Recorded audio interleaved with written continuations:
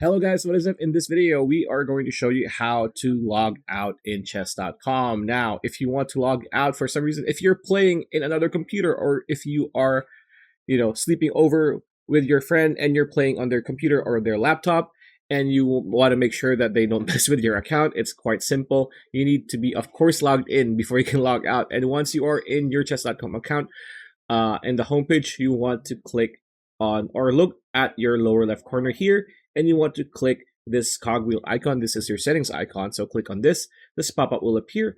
And after that, the very last option, it says log out. So all you need to do is click on log out, wait for it to load. And as you can see, we are now logged out of our chess.com account. Likewise, if you want to log in, just click log in and just enter your username, phone number, or email and your password. Or better yet, just use either your Google, your Facebook, or your Apple account, and make sure that you click on verify you are human to make sure that, well, you are human. So pretty much it. That's the video. Hope you liked it. Like, comment, share, subscribe, ring that bell icon. We'll see you on the next video.